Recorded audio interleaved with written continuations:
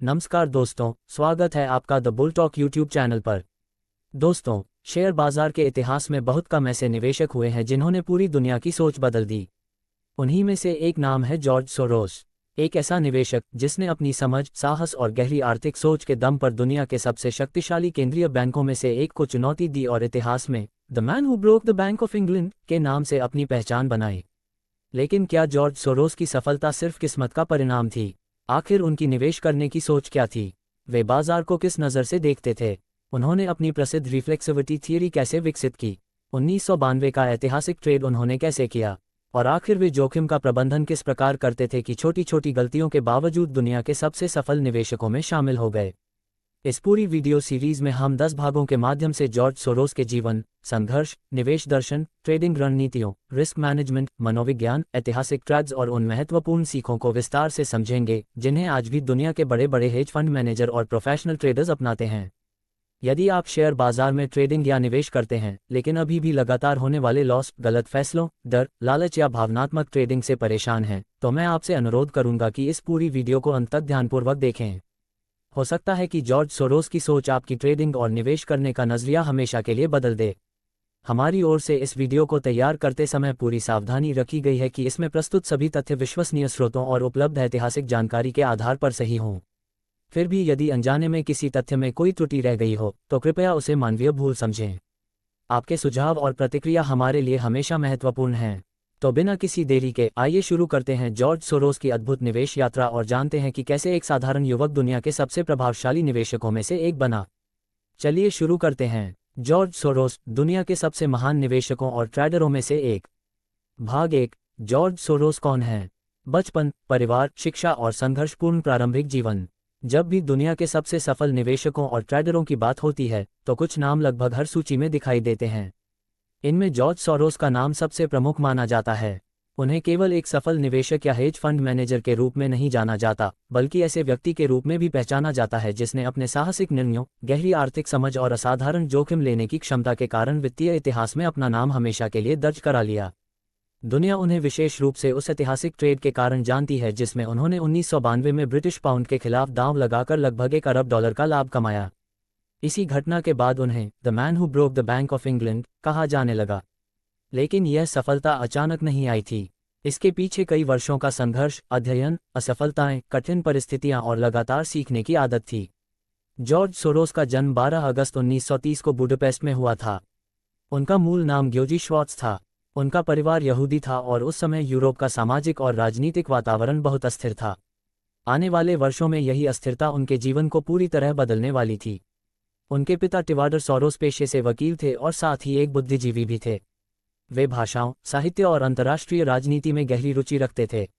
उनकी माता Elizabeth Soros एक शिक्षित और संस्कारी महिला थीं, जिन्होंने अपने बच्चों को शिक्षा और अनुशासन का महत्व सिखाया। सोरोस का बचपन सामान्य परिस्थितियों में शुरू हुआ, लेकिन जल्द ही दुनिया वर्ल्ड वॉर 2 की भयावहता में डूब गई। युद्ध ने करोड़ों लोगों का जीवन बदल दिया और सोरोस का परिवार भी इससे अछूता नहीं रहा। क्योंकि वे यहूदी थे, इसलिए उन्हें लगातार भय के वातावरण में जीना पड़ा। उस समय एडोल्फ हिटलर के नेतृत्व में नाजी शासन यूरोप के कई देशों पर कब्जा कर रहा था। यहूदियों पर अत्याचार बढ़ते जा रहे थे और लाखों लोगों को गिरफ्तार कर यातना शिविरों में भेजा जा रहा था। 1944 में जब नाजी सेना ने हंगरी पर कब्जा किया, तब सोरोस केवल 14 वर्ष के थे। उनके परिवार के सामने सबसे बड़ी चुनौती अपने अस्तित्व को बचाने की थी। उनके पिता ने परिस्थितियों की गंभीरता को समझते हुए परिवार के लिए नकली पहचान पत्रों की व्यवस्था की और परिवार के सदस्यों को अलग अलग स्थानों पर सुरक्षित रखा ताकि यदि किसी एक को पकड़ लिया जाए तो पूरा परिवार समाप्त न हो जाए। ये निर्णय अत्यंत साहसिक था और बाद में स्वयं जॉर्ज सोरोस ने स्वीकार किया कि यदि उनके पिता ने उस समय इतनी दूरदर्शिता न दिखाई होती तो शायद उनका परिवार जीवित नहीं बच पाता। युद्ध के इन वर्षों ने सोरोस के व्यक्तित्व पर गहरा प्रभाव डाला। उन्होंने बहुत कम उम्र में ये देख लिया था कि दुनिया हमेशा स्थिर नहीं रहती। परिस्थितियां अचानक बदल सकती हैं और जो व्यक्ति बदलाव को जल्दी पहचान लेता है वही जीवित रह पाता है। बाद में यही सोच उनकी निवेश शैली का भी आधार बनी। वे हमेशा कहते थे कि दुनिया लगातार बदल रही है और जो निवेशक यह मान लेता है कि वर्तमान स्थिति हमेशा ऐसी ही रहेगी, वह बड़ी गलती करता है। युद्ध समाप्त होने के बाद भी हंगरी की स्थिति सामान्य नहीं हुई। धीरे धीरे वहां सोवियत प्रभाव बढ़ने लगा और देश साम्यवादी शासन के अधीन चला गया। व्यक्तिगत स्वतंत्रता सीमित होने लगी और युवाओं के लिए अवसर कम होते गए। जॉर्ज सोरोस समझ चुके थे कि यदि उन्हें अपने जीवन में कुछ बड़ा करना है तो उन्हें अपने देश से बाहर निकलना होगा। इसी सोच के साथ उन्होंने 1947 में मात्र 17 वर्ष की आयु में हंगरी छोड़ने का कठिन निर्णय लिया। ये निर्णय आसान नहीं था। उनके पास अधिक पैसा नहीं था, भविष्य की कोई स्पष्ट योजना नहीं थी और वे एक ऐसे देश में जा रहे थे जहां उन्हें नई भाषा, नई संस्कृति और नई जीवन शैली के साथ स्वयं को ढालना था। लेकिन उनके भीतर सीखने की तीव्र इच्छा थी और यही इच्छा उन्हें लंदन ले गई। लंदन पहुंचने के बाद उनका जीवन किसी भी दृष्टि से आसान नहीं था। उन्हें पढ़ाई के साथ साथ जीविका चलाने के लिए छोटे छोटे काम करने पड़े। उन्होंने वेटर का काम किया, रेलवे में सामान ढोया और कई अन्य अस्थायी नौकरियां भी कीं। वे दिन में काम करते और समय निकालकर पढ़ाई करते। यही संघर्ष उनके व्यक्तित्व को और मजबूत बनाता गया। उन्होंने कभी कठिन परिस्थितियों को अपनी कमजोरी नहीं बनने दिया।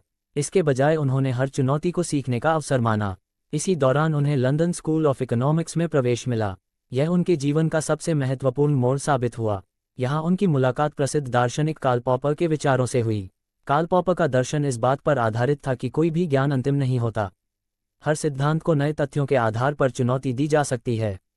उन्होंने ओपन सोसाइटी अर्थात खुले समाज की अवधारणा प्रस्तुत की, जिसमें स्वतंत्र विचार, आलोचनात्मक सोच और परिवर्तन को स्वीकार करने पर बल दिया गया।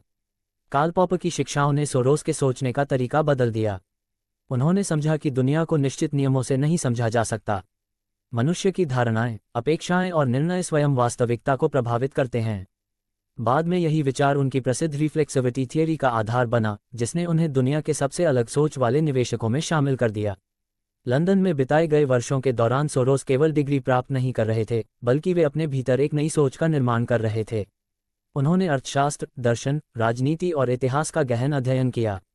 उनका मानना था कि वित्तीय बाजार केवल संख्याओं से नहीं चलते, वे मानव व्यवहार, विश्वास, भय, लालच और सामूहिक मनोविज्ञान से भी प्रभावित होते हैं। यही कारण था कि वे बाद में केवल चार्ट या आर्थिक आंकड़ों पर निर्भर रहने वाले निवेशक नहीं बने, बल्कि उन्होंने हमेशा व्यापक आर्थिक और सामाजिक परिवर्तनों को भी अपने निर्णयों का हिस्सा बनाया। हालांकि पढ़ाई पूरी करने के बाद भी सफलता तुरंत नहीं मिली। उन्हें लंबे समय तक कोई बड़ी नौकरी नहीं मिली। कई जगह आवेदन करने के बाद भी उन्हें अस्वीकार कर दिया गया। लेकिन उन्होंने हार नहीं मानी। वे लगातार प्रयास करते रहे। अंततः उन्हें लंदन की एक छोटी सी व्यापारी फर्म में काम करने का अवसर मिला, जहां उन्होंने वित्तीय बाजारों को करीब से समझना शुरू किया। यहीं से उनके निवेशक बनने की वास्तविक यात्रा शुरू हुई। सोरोस के जीवन का ये प्रारंभिक चरण हमें एक महत्वपूर्ण सीख देता है। किसी भी महान व्यक्ति की सफलता अचानक नहीं आती। उसके पीछे वर्षों का संघर्ष, असफलताएं, धैर्य और निरंतर सीखने की इच्छा होती है। यदि हम केवल उनकी अंतिम सफलता को देखें और उनके संघर्षों को न समझें, तो हम उनकी यात्रा का वास्तविक अर्थ कभी नहीं समझ पाएंगे। जॉर्ज सोरोस का बचपन युद्ध की विभीषिका में बीता, युवावस्था आर्थिक संघर्षों में गुजरी और प्रारंभिक करियर अनिश्चितताओं से भरा रहा। लेकिन इन सभी कठिनाइयों ने उन्हें तोड़ा नहीं, बल्कि और अधिक मजबूत बनाया। उन्होंने परिस्थितियों को दोष देने के बजाय उनसे सीखना चुना। यही दृष्टिकोण आगे चलकर उन्हें दुनिया के सबसे प्रभावशाली निवेशकों में से एक बनाने वाला था। उनकी कहानी यह भी सिखाती है कि ज्ञान केवल पुस्तकों से नहीं मिलता। जीवन की कठिन परिस्थितियां भी महान शिक्षक होती हैं। यदि व्यक्ति हर अनुभव से सीखने की आदत विकसित कर ले, तो वही अनुभव आगे चलकर उसकी सबसे बड़ी ताकत बन सकते हैं। जॉर्ज सोरोस ने अपने बचपन के भय, युवावस्था के संघर्ष और शिक्षा से मिली बौद्धिक स्वतंत्रता को मिलाकर ऐसी सोच विकसित की जिसने बाद में वित्तीय दुनिया की दिशा बदल दी। भाग 2, लंदन से अमेरिका तक संघर्ष, पहली नौकरी और निवेश की दुनिया में प्रवेश। पिछले भाग में हमने जाना कि जॉर्ज सोरोस का बचपन युद्ध, भय और संघर्ष के बीच बीता। उन्होंने हंगरी छोड़कर लंदन में नई शुरुआत की, जहां उन्होंने कठिन परिस्थितियों में काम करते हुए पढ़ाई पूरी की और कार्ल पॉपर के विचारों से प्रभावित होकर दुनिया को देखने का एक नया दृष्टिकोण विकसित किया। लेकिन उनकी वास्तविक निवेश यात्रा अभी शुरू नहीं हुई थी। शिक्षा पूरी करने के बाद उनके सामने सबसे बड़ी चुनौती थी एक ऐसी नौकरी प्राप्त करना जो उन्हें वित्तीय दुनिया के करीब ले जा सके। ये रास्ता भी आसान नहीं था। लंदन में पढ़ाई पूरी करने के बाद सोरोस के पास बड़ी डिग्री तो थी, लेकिन कोई प्रभावशाली पहचान नहीं थी।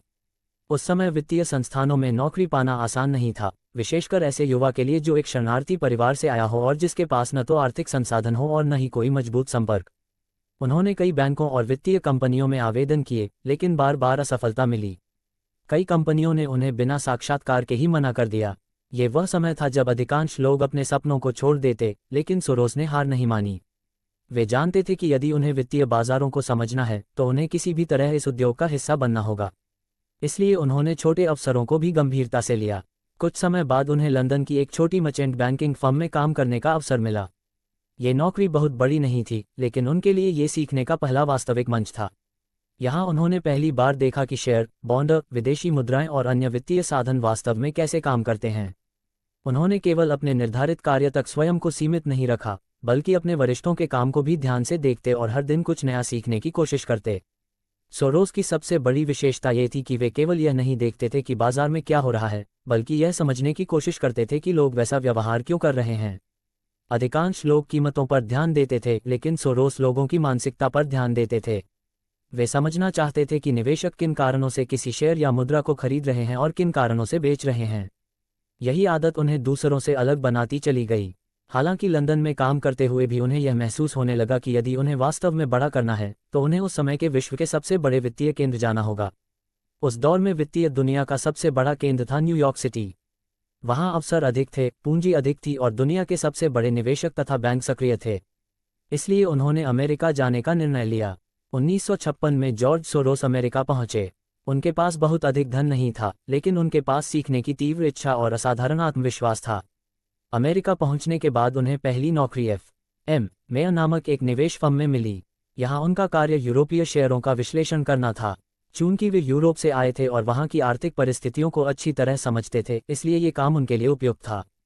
यहीं से उन्होंने अंतर्राष्ट्रीय निवेश की वास्तविक समझ विकसित करनी शुरू की। उन्होंने देखा कि एक देश की आर्थिक घटनाएं दूसरे देश के शेयर बाजार को कैसे प्रभावित करती हैं। वे केवल किसी एक कंपनी का विश्लेषण नहीं करते थे, बल्कि पूरे आर्थिक वातावरण को समझने का प्रयास करते थे। उस समय अधिकांश निवेशक केवल बैलेंस शीट और आय रिपोर्ट पर ध्यान देते थे, लेकिन सोरोस राजनीतिक घटनाओं, सरकारी नीतियों, ब्याज दरों और वैश्विक परिस्थितियों का भी गहराई से अध्ययन करते थे। कुछ वर्षों बाद उन्होंने दूसरी निवेश कंपनियों में भी काम किया, जिनमें वथियम ऑर्को और आनहोल्ड एंड ब्लाइक्रोएडर जैसी प्रतिष्ठित संस्थाएं शामिल थीं। इन कंपनियों में काम करते हुए उन्हें बड़े निवेशकों के साथ काम करने का अवसर मिला। उन्होंने देखा कि सफल निवेशक केवल जानकारी के आधार पर निर्णय नहीं लेते, बल्कि वे जोखिम का आकलन भी बहुत सावधानी से करते हैं। इसी दौरान सोरोस ने महसूस किया कि बाजार को समझने के लिए केवल पारंपरिक आर्थिक सिद्धांत पर्याप्त नहीं हैं। कई बार बाजार वैसा व्यवहार करता था जो किसी भी किताब के अनुसार सही नहीं लगता था। अच्छे परिणाम देने वाली कंपनियों के शेयर गिर जाते थे और कमजोर कंपनियों के शेयर तेजी से बढ़ जाते थे। यह विरोधाभास उन्हें लगातार सोचने पर मजबूर करता रहा। यहीं से उन्होंने अपने जीवन का सबसे महत्वपूर्ण बौद्धिक सिद्धांत विकसित करना शुरू किया। वे इस निष्कर्ष पर पहुंचे कि वित्तीय बाजार पूरी तरह तर्कसंगत नहीं होते। लोग तथ्यों के आधार पर ही निर्णय नहीं लेते, बल्कि उनकी उम्मीदें, डर, लालच और धारणाएं भी कीमतों को प्रभावित करती हैं। और सबसे महत्वपूर्ण बात यह कि लोगों की धारणाएं स्वयं भविष्य की वास्तविकता को बदल सकती हैं। यही विचार आगे चलकर उनकी प्रसिद्ध रिफ्लेक्सिविटी थियरी में विकसित हुआ। इस सिद्धांत का प्रारंभिक रूप उनके मन में इन्हीं वर्षों में बनना शुरू हुआ था। वे मानते थे कि यदि बहुत सारे लोग यह विश्वास करने लगे कि किसी कंपनी का भविष्य उज्ज्वल है, तो वे उसके शेयर खरीदेंगे। इससे शेयर की कीमत बढ़ेगी। कीमत बढ़ने से कंपनी को अधिक पूंजी मिलेगी और वास्तव में उसका व्यवसाय भी मजबूत हो सकता है। इस प्रकार लोगों की धारणा स्वयं वास्तविकता को बदल देती है। यही चक्र बाजार में बार बार दिखाई देता है। ये सोच उस समय की पारंपरिक आर्थिक शिक्षा से बिल्कुल अलग थी। अधिकांश अर्थशास्त्री मानते थे कि बाजार हमेशा उपलब्ध जानकारी के अनुसार सही मूल्य तय करता है। लेकिन सोरोस का कहना था कि बाजार कई बार वास्तविकता को नहीं, बल्कि लोगों की धारणाओं को प्रतिबिंबित करता है। और यही धारणाएं समय के साथ वास्तविकता को भी बदल सकती हैं।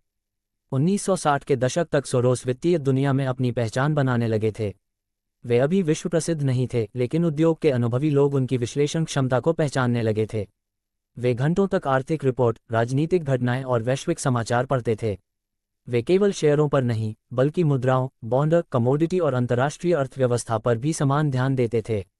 यही व्यापक दृष्टिकोण आगे चलकर उनकी सबसे बड़ी ताकत बना। उन्होंने ये भी महसूस किया कि यदि उन्हें वास्तव में स्वतंत्र रूप से अपने विचारों के अनुसार निवेश करना है, तो उन्हें अपना स्वयं का निवेश फंड बनाना होगा।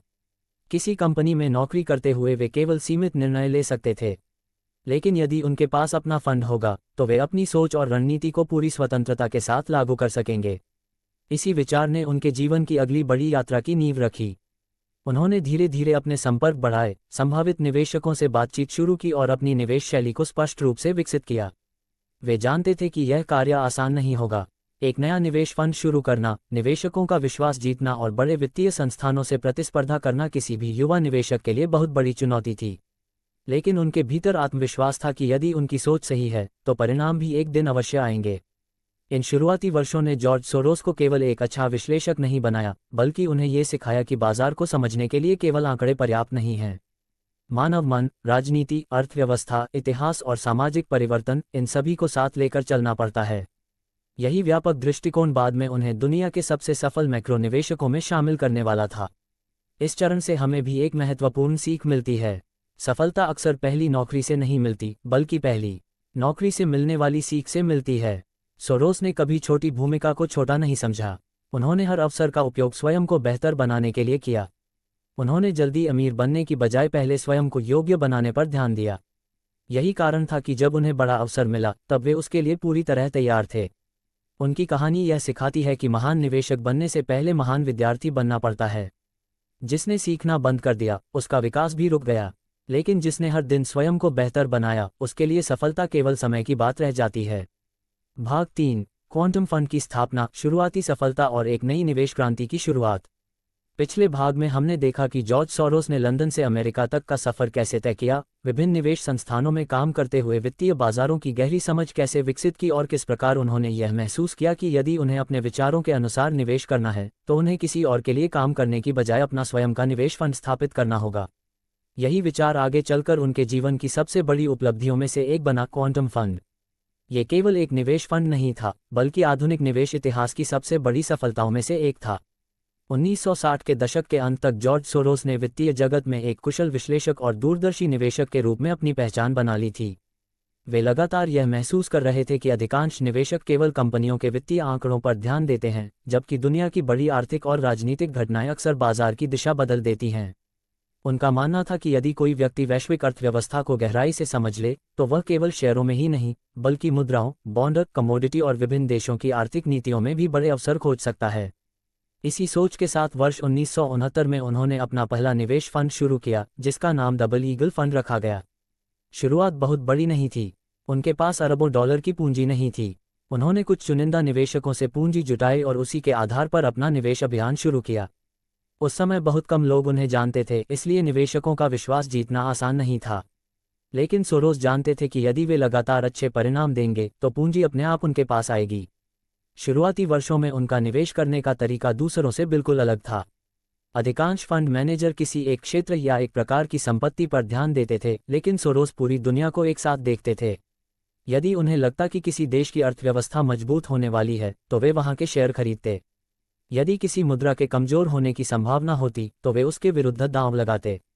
यदि उन्हें लगता कि किसी सरकार की नीति बाजार को प्रभावित करेगी तो वे उसी के अनुसार अपनी रणनीति बनाते। इस प्रकार वे केवल निवेश नहीं कर रहे थे, बल्कि वैश्विक आर्थिक परिवर्तनों पर आधारित निर्णय ले रहे थे। 1970 में इस फंड की संरचना बदली गई और बाद में इसका नाम क्वांटम फंड रखा गया। यही वह नाम था जिसने आने वाले वर्षों में पूरी दुनिया में अपनी अलग पहचान बनाई। इस फंड का संचालन सोरोस ने अत्यंत आक्रामक लेकिन सोच समझकर बनाई गई रणनीतियों के साथ किया। वे जोखिम लेने से कभी नहीं डरते थे, लेकिन उनका जोखिम अंधाधुंध नहीं होता था। हर बड़ा निर्णय गहन अध्ययन, आर्थिक विश्लेषण और संभावित परिणामों की विस्तृत समीक्षा के बाद लिया जाता था। क्वांटम फंड की सबसे बड़ी विशेषता ये थी कि वह किसी एक देश या एक बाजार तक सीमित नहीं था। यदि अमेरिका में अवसर नहीं दिखता था तो सोरोस यूरोप की ओर देखते थे। यदि यूरोप में संभावनाएं कम होती तो वे एशिया या अन्य उभरती अर्थव्यवस्थाओं का अध्ययन करते। उनके लिए पूरी दुनिया एक खुला निवेश क्षेत्र थी। यही वैश्विक दृष्टिकोण उन्हें उस समय के अधिकांश निवेशकों से अलग बनाता था। जॉर्ज सोरोस का मानना था कि वित्तीय बाजारों में सबसे अधिक लाभ तब मिलता है जब अधिकांश लोग किसी स्थिति को गलत समझ रहे हों। वे हमेशा ये खोजने का प्रयास करते थे कि दुनिया कहाँ गलती कर रही है। यदि उन्हें लगता कि बाजार किसी कंपनी, मुद्रा या देश का गलत मूल्यांकन कर रहा है तो वे उसी दिशा में बड़ा निवेश करते थे। लेकिन यदि बाद में उन्हें यह महसूस होता कि उनका विश्लेषण गलत था तो वे बिना किसी अहंकार के तुरंत अपनी स्थिति बदल लेते थे। यही आदत उनकी सबसे बड़ी ताकत थी। बहुत से निवेशक अपने निर्णय से भावनात्मक रूप से जुड़ जाते हैं। यदि उनका निवेश नुकसान में जाने लगता है तो वे उसे स्वीकार नहीं करते। लेकिन सोरोस का दृष्टिकोण अलग था। वे कहते थे कि निवेश में सही या गलत होने से अधिक महत्वपूर्ण यह है कि आप गलत होने पर कितनी जल्दी अपनी गलती स्वीकार करते हैं। यदि उन्हें लगता कि परिस्थितियां बदल गई हैं तो वे तुरंत अपनी रणनीति बदल देते थे, चाहे पहले उन्होंने कितना भी बड़ा निवेश क्यों न किया हो। क्वांटम फंड के शुरुआती वर्षों में ही इसके परिणाम असाधारण आने लगे। जहां अधिकांश निवेश फंड सामान्य रिटर्न दे रहे थे, वहीं सोरोस का फंड लगातार उनसे बेहतर प्रदर्शन कर रहा था। निवेशकों का विश्वास बढ़ने लगा और धीरे धीरे फंड में पूंजी का प्रवाह तेज हो गया। कुछ ही वर्षों में ये छोटा सा निवेश फंड अंतर्राष्ट्रीय वित्तीय जगत में चर्चा का विषय बन गया। इस सफलता के पीछे केवल भाग्य नहीं था। सोरोस हर दिन घंटों तक अध्ययन करते थे। वे अखबार पढ़ते, केंद्रीय बैंकों की नीतियों का विश्लेषण करते, विभिन्न देशों की आर्थिक रिपोर्टों को समझते और राजनीतिक घटनाओं पर गहरी नज़र रखते। उनका मानना था कि एक सफल निवेशक को केवल कंपनी नहीं बल्कि पूरी दुनिया को पढ़ना आना चाहिए, क्योंकि कई बार किसी एक देश की राजनीतिक घटना दूसरे देश के शेयर बाजार को भी प्रभावित कर सकती है। इसी दौरान उन्होंने अपनी प्रसिद्ध रिफ्लेक्सिविटी थियरी को और स्पष्ट रूप देना शुरू किया। उनका मानना था कि बाजार केवल वास्तविकता को नहीं दर्शाते बल्कि लोगों की धारणाएं स्वयं वास्तविकता को बदल देती हैं। उदाहरण के लिए, यदि निवेशकों को विश्वास हो जाए कि किसी देश की अर्थव्यवस्था मजबूत होगी तो वे वहां निवेश करेंगे। निवेश बढ़ने से वास्तव में उस देश की आर्थिक स्थिति और बेहतर हो सकती है। इस प्रकार उम्मीद वास्तविकता को बदल देती है। इसी कारण वे बाजार को केवल संख्याओं का खेल नहीं बल्कि मानव मनोविज्ञान का प्रतिबिंब मानते थे। क्वांटम फंड की सफलता का एक और कारण था लचीलापन। सोरोस कभी किसी एक रणनीति से चिपके नहीं रहते थे। यदि बाजार बदलता तो वे भी बदल जाते। वे यह नहीं मानते थे कि कोई एक नियम हमेशा काम करेगा। उनके अनुसार दुनिया लगातार बदल रही है, इसलिए निवेशक को भी लगातार सीखते रहना चाहिए। यही कारण था कि उन्होंने कई दशकों तक बदलते आर्थिक वातावरण में भी शानदार प्रदर्शन किया। हालांकि सफलता के साथ दबाव भी बढ़ने लगा। जैसे जैसे फंड का आकार बढ़ता गया, वैसे वैसे निवेशकों की अपेक्षाएं भी बढ़ने लगीं। अब हर निर्णय करोड़ों डॉलर को प्रभावित करता था। लेकिन सोरोस दबाव से घबराने वालों में से नहीं थे।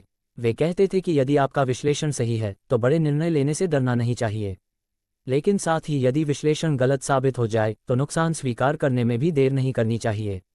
उनके साथ काम करने वाले कई लोगों ने बाद में बताया कि सोरोस अपने विचारों को लेकर आत्मविश्वासी जरूर थे लेकिन जिद्दी नहीं थे। यदि कोई नया तथ्य सामने आता और वह उनके पुराने विश्लेषण के विपरीत होता तो वे तुरंत अपनी सोच बदलने के लिए तैयार हो जाते थे। यही गुण उन्हें लंबे समय तक सफल बनाए रखने में महत्वपूर्ण साबित हुआ। 1970 और 1980 के दशक में क्वांटम फंड की प्रतिष्ठा लगातार बढ़ती गई। दुनिया भर के बड़े निवेशक इस फंड में निवेश करना चाहते थे। वित्तीय पत्रिकाएं सोरोस की रणनीतियों पर लेख प्रकाशित करने लगीं। धीरे धीरे वे केवल एक सफल फंड मैनेजर नहीं रहे बल्कि वैश्विक अर्थव्यवस्था पर प्रभाव डालने वाले निवेशकों में गिने जाने लगे। इन शुरुआती वर्षों ने एक बात स्पष्ट कर दी थी कि जॉर्ज सोरोस का उद्देश्य केवल शेयर खरीदना और बेचना नहीं था। वे वैश्विक आर्थिक परिवर्तनों को समझकर उनका लाभ उठाना चाहते थे। उनका दृष्टिकोण पारंपरिक निवेशकों से कहीं अधिक व्यापक था। वे मानते थे कि यदि आप केवल चार्ट देखते हैं तो आप आधी तस्वीर देखते हैं, लेकिन यदि आप राजनीति, अर्थव्यवस्था, समाज, मानव व्यवहार और निवेशकों की मानसिकता को भी समझते हैं तो आपके पास पूरी तस्वीर होती है। यही सोच आगे चलकर उन्हें उस ऐतिहासिक ट्रेड तक ले गई जिसने उन्हें पूरी दुनिया में अमर बना दिया। लेकिन उस प्रसिद्ध ट्रेड से पहले भी क्वांटम फंड ने कई ऐसे निर्णय लिए थे जिन्होंने ये साबित कर दिया था कि सोरोस केवल भाग्यशाली निवेशक नहीं बल्कि असाधारण विश्लेषण क्षमता वाले दूरदर्शी विचारक हैं। इस चरण से हमें एक गहरी सीख मिलती है। बड़ी सफलता कभी अचानक नहीं मिलती। पहले व्यक्ति अपनी सोच विकसित करता है, फिर उसे छोटे स्तर पर परखता है, उसके बाद अनुशासन के साथ वर्षों तक उसका पालन करता है। जब अनुभव, ज्ञान और अवसर एक साथ मिलते हैं तभी असाधारण परिणाम सामने आते हैं। क्वांटम फंड इसी सिद्धांत का जीवंत उदाहरण था। भाग 4, जॉर्ज सोरोस की निवेश फिलॉसफी, रिफ्लेक्सिविटी थियरी और बाजार को देखने का उनका अनोखा दृष्टिकोण। यदि जॉर्ज सोरोस की सफलता का सबसे बड़ा कारण केवल एक शब्द में बताना हो तो वह शब्द होगा सोच। बहुत से निवेशकों ने बड़ी पूंजी के साथ निवेश किया, कई लोगों के पास बेहतरीन रिसर्च टीमें थीं और कई लोग वर्षों का अनुभव भी रखते थे। फिर भी वे जॉर्ज सोरोस जैसी सफलता हासिल नहीं कर सके। इसका कारण ये था कि सोरोस बाजार को उस नज़र से देखते थे जिस नज़र से बहुत कम लोग देख पाते थे। उनके लिए शेयर बाजार केवल चार्ट, बैलेंस शीट और आर्थिक आंकड़ों का संग्रह नहीं था। उनके अनुसार बाजार एक जीवित प्रणाली है जहां करोड़ों लोगों की उम्मीदें, डर, लालच, विश्वास और धारणाएं लगातार कीमतों को प्रभावित करती रहती हैं। जॉर्ज सोरोस का मानना था कि अधिकांश अर्थशास्त्री और निवेशक एक बड़ी गलती करते हैं। वे यह मान लेते हैं कि बाजार हमेशा उपलब्ध जानकारी के आधार पर सही कीमत तय करता है। इस सोच को आधुनिक अर्थशास्त्र में एफिशिएंट मार्केट हाइपोथेसिस कहा जाता है। इस सिद्धांत के अनुसार किसी भी समय किसी संपत्ति की कीमत उसके वास्तविक मूल्य को दर्शाती है। लेकिन सोरोस इस विचार से पूरी तरह सहमत नहीं थे। उनका कहना था कि यदि ऐसा होता तो वित्तीय बुलबुले कभी बनते ही नहीं और बड़े आर्थिक संकट भी नहीं आते। वास्तविकता यह है कि लोग अक्सर भावनाओं के आधार पर निर्णय लेते हैं और यही भावनाएं कई बार कीमतों को वास्तविक मूल्य से बहुत दूर ले जाती हैं। इसी विचार से उनकी प्रसिद्ध रिफ्लेक्सिविटी थियरी का जन्म हुआ। ये सिद्धांत पहली बार सुनने में थोड़ा जटिल लग सकता है, लेकिन इसका मूल विचार बहुत सरल है। सोरोस कहते थे कि निवेशकों की धारणाएं केवल बाजार को नहीं समझती, बल्कि वे स्वयं बाजार की वास्तविकता को भी बदल देती हैं। अर्थात लोग जैसा सोचते हैं, कई बार वही सोच भविष्य की वास्तविक घटनाओं को प्रभावित करने लगती है। उदाहरण के लिए, यदि निवेशकों को यह विश्वास हो जाए कि किसी कंपनी का भविष्य बहुत उज्ज्वल है, तो वे उसके शेयर बड़ी मात्रा में खरीदना शुरू कर देंगे। लगातार खरीदारी से शेयर की कीमत बढ़ेगी। कीमत बढ़ने के कारण कंपनी को अधिक निवेश मिलेगा, उसकी साख मजबूत होगी और वह वास्तव में अधिक तेजी से विकास कर सकती है। इस प्रकार लोगों की धारणा ने वास्तविकता को बदल दिया। इसके विपरीत, यदि लोगों को किसी कंपनी पर भरोसा न रहे, तो उसके शेयर गिरेंगे, निवेश कम होगा और कंपनी की आर्थिक स्थिति वास्तव में खराब हो सकती है। यही रिफ्लेक्सिविटी का मूल सिद्धांत है। सोरोस का मानना था कि वित्तीय बाजारों में अक्सर यह चक्र चलता रहता है। पहले उम्मीद पैदा होती है, फिर कीमतें बढ़ती हैं, फिर बढ़ती हुई कीमतें उम्मीद को और मजबूत करती हैं। ये प्रक्रिया तब तक चलती रहती है जब तक वास्तविकता और उम्मीद के बीच बहुत बड़ा अंतर नहीं आ जाता। जैसे ही लोगों को यह एहसास होता है कि वास्तविक स्थिति उतनी अच्छी नहीं है जितनी वे सोच रहे थे, वही चक्र उल्टा शुरू हो जाता है। लोग बेचने लगते हैं, कीमतें गिरती हैं और डर लगातार बढ़ता जाता है। यही कारण है कि बाजारों में तेजी और मंदी दोनों अक्सर अपेक्षा से अधिक बड़ी दिखाई देती हैं। यही सोच जॉर्ज सोरोस को दूसरों से अलग बनाती थी। वे केवल यह नहीं देखते थे कि कोई शेयर ऊपर जा रहा है या नीचे, बल्कि वे ये समझने की कोशिश करते थे कि लोगों की सोच किस दिशा में बदल रही है। उनके अनुसार सबसे बड़ा अवसर वहीं मिलता है जहां अधिकांश लोग किसी भ्रम में जी रहे हों। यदि पूरी दुनिया किसी चीज़ को लेकर अत्यधिक आशावादी है, तो संभव है कि वहां बड़ा जोखिम छिपा हो। और यदि पूरी दुनिया अत्यधिक निराश है, तो संभव है कि वहीं सबसे बड़ा अवसर मौजूद हो। सोरोस का एक प्रसिद्ध कथन है कि मैं इसलिए अमीर नहीं बना क्योंकि मैं हमेशा सही था। मैं इसलिए अमीर बना क्योंकि जब मैं सही होता था तो बड़ा लाभ कमाता था और जब मैं गलत होता था तो नुकसान को छोटा रखता था। इस विचार में उनकी पूरी निवेश फिलॉसफी छिपी हुई है। वे कभी ये दावा नहीं करते थे कि उनकी हर भविष्यवाणी सही होती है, बल्कि वे खुले तौर पर स्वीकार करते थे कि वे भी कई बार गलत होते हैं। लेकिन अंतर यह था कि वे अपनी गलती को जल्दी पहचान लेते थे और तुरंत अपनी स्थिति बदल देते थे। उनके अनुसार निवेशक की सबसे बड़ी कमजोरी उसका अहंकार होता है। जब कोई व्यक्ति किसी विश्लेषण पर बहुत मेहनत करता है, तो वह उससे भावनात्मक रूप से जुड़ जाता है। यदि बाजार उसके विपरीत चलता है, तो वह अपनी गलती स्वीकार करने के बजाय बहाने ढूंढने लगता है। वह सोचता है कि बाजार गलत है और एक दिन उसकी बात सही साबित होगी। इसी कारण वह नुकसान बढ़ाता जाता है। लेकिन सोरोस का दृष्टिकोण बिल्कुल अलग था। वे कहते थे कि बाजार से बहस नहीं की जा सकती। यदि बाजार बता रहा है कि आपकी सोच गलत है, तो पहले अपनी सोच की जांच कीजिए। उनकी एक और महत्वपूर्ण आदत थी मानसिक लचीलापन। वे किसी विचार से स्थायी रूप से नहीं जुड़ते थे। यदि नए तथ्य सामने आते, तो वे बिना किसी झिझक के अपनी राय बदल लेते थे। कई निवेशकों को ये कमजोरी लग सकती है, लेकिन सोरोस इसे ताकत मानते थे। उनके अनुसार बदलती हुई दुनिया में वही व्यक्ति सफल हो सकता है जो स्वयं भी बदलने के लिए तैयार हो। जॉर्ज सोरोस का निवेश दृष्टिकोण केवल कंपनियों तक सीमित नहीं था। वे पूरी वैश्विक अर्थव्यवस्था को एक साथ देखते थे। वे केंद्रीय बैंकों की नीतियों, ब्याज दरों, मुद्रास्फीति, सरकारी खर्च, चुनाव, युद्ध, व्यापार समझौतों और अंतर्राष्ट्रीय राजनीति का गहराई से अध्ययन करते थे। उनका मानना था कि किसी एक देश की नीति दूसरे देश की मुद्रा और शेयर बाजार को भी प्रभावित कर सकती है। इसलिए एक सफल निवेशक को केवल अपने देश की नहीं, बल्कि पूरी दुनिया की समझ होनी चाहिए। उनकी सफलता का एक और महत्वपूर्ण कारण था बड़ा सोचना। यदि उन्हें किसी अवसर पर पूरा विश्वास होता था, तो वे छोटा निवेश नहीं करते थे। वे अपनी पूंजी का बड़ा हिस्सा उसी विचार पर लगा देते थे। लेकिन इसके साथ साथ वे ये भी सुनिश्चित करते थे कि यदि उनका विश्लेषण गलत साबित हो जाए, तो वे तुरंत बाहर निकल सकें। अर्थात वे बड़े लाभ की संभावना वाले अवसरों पर बड़े निर्णय लेते थे, लेकिन नुकसान को कभी अनियंत्रित नहीं होने देते थे। सोरोस कई बार कहते थे कि उनके शरीर की प्रतिक्रिया भी उन्हें संकेत देती थी। उन्होंने एक बार बताया कि यदि किसी बड़े निवेश के बारे में सोचते समय उनकी पीठ में दर्द होने लगता था, तो वे अपने विश्लेषण की दोबारा जांच करते थे। उनका मानना था कि कई वर्षों के अनुभव के बाद अवचेतन मन भी कुछ संकेत देने लगता है। हालांकि वे केवल इस भावना के आधार पर निर्णय नहीं लेते थे, बल्कि उसे दोबारा अध्ययन करने का संकेत मानते थे। उनका ये भी मानना था कि बाजार में सफलता के लिए केवल बुद्धिमत्ता पर्याप्त नहीं है, भावनात्मक नियंत्रण उससे भी अधिक महत्वपूर्ण है। यदि कोई व्यक्ति हर गिरावट में डर जाए और हर तेजी में लालची हो जाए, तो वह लंबे समय तक सफल नहीं रह सकता। इसलिए उन्होंने हमेशा अपने मन को शांत रखने और तथ्यों के आधार पर निर्णय लेने की कोशिश की। जॉर्ज सोरोस ने यह भी समझाया कि निवेश का उद्देश्य हर समय सक्रिय रहना नहीं है। कई बार सबसे अच्छा निर्णय कुछ समय तक कोई निर्णय न लेना होता है। यदि बाजार में स्पष्ट अवसर नहीं है तो केवल इसलिए निवेश करना कि कुछ करना है, ये सबसे बड़ी गलतियों में से एक है। धैर्य भी एक निवेश कौशल है और कई बार सही अवसर की प्रतीक्षा ही सबसे लाभदायक रणनीति साबित होती है। उनके विचारों में एक और महत्वपूर्ण बात थी कि दुनिया हमेशा बदलती रहती है, इसलिए कोई भी रणनीति हमेशा काम नहीं कर सकती। जो निवेशक यह मान लेता है कि एक ही नियम जीवन भर चलेगा, वह अंततः असफल होगा। सीखते रहना, परिस्थितियों के अनुसार स्वयं को बदलना और नई जानकारी को स्वीकार करना ही दीर्घकालिक सफलता का आधार है। आज भी दुनिया के कई बड़े हेज फंड मैनेजर, अर्थशास्त्री और निवेशक जॉर्ज सोरोस की निवेश फिलॉसफी का अध्ययन करते हैं। इसका कारण केवल उनका धन नहीं है, बल्कि उनका सोचने का तरीका है। उन्होंने ये साबित किया कि बाजार केवल संख्याओं से नहीं चलता, बल्कि मानव मनोविज्ञान, उम्मीदों और धारणाओं से भी प्रभावित होता है। यही कारण है कि उनकी सोच आज भी उतनी ही प्रासंगिक है जितनी कई दशक पहले थी। इस पूरे अध्याय का सबसे बड़ा संदेश यह है कि महान निवेशक बनने के लिए केवल चार्ट पढ़ना पर्याप्त नहीं है। दुनिया को समझना, लोगों की सोच को समझना, अपनी गलतियों को स्वीकार करना, परिस्थितियों के अनुसार बदलना और भावनाओं पर नियंत्रण रखना, यही वे गुण हैं जिन्होंने जॉर्ज सोरोस को दुनिया के सबसे प्रभावशाली निवेशकों में स्थान दिलाया।